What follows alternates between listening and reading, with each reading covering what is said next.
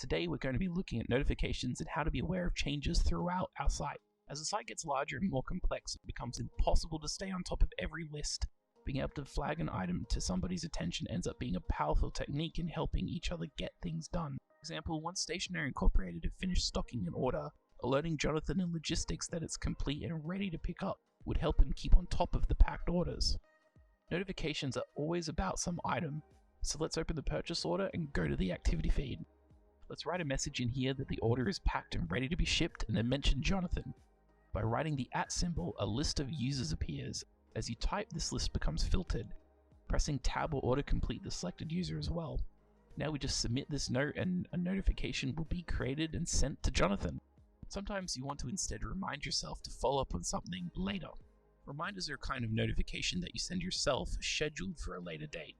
As reminders are notifications and thus about an item, let's create a reminder to follow up on the shipping here. To manually create a reminder, write a note to yourself in the activity feed.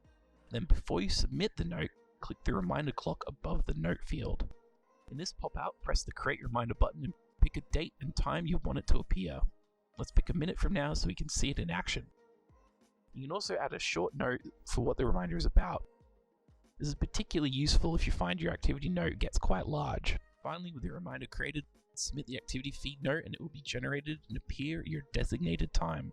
You might have noticed we glossed over the suggested reminder text in that flyout.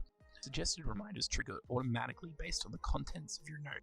For example, when you write a note like, "Remind me to check up on the order departure tonight," a suggested reminder will be created.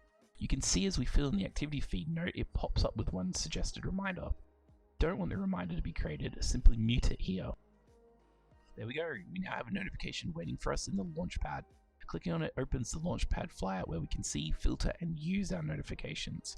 Clicking the reminder, you can see the reminder text as well as the note we wrote. You can also snooze the reminder to appear at a later time, as well as dismiss it. The most useful feature though is to open the item the reminder is about. Click the open button and you can see the purchase order linked here. If we click it, the purchase order will open up in a new pane regardless of our current context. The last handy part about notifications are to do with tasks. When someone creates a new task assigned to you, or changes a task to be assigned to you, it will automatically generate a notification for you. This helps everyone keep on top of the actions they need to take. When creating notifications and reminders, be mindful that you don't instead need a task. Excellent, now with notifications under our belt, it's getting easier and easier to stay on top of things. Check out the next and final video in this learning path where we tackle permissions and how to control who has access to sensitive data.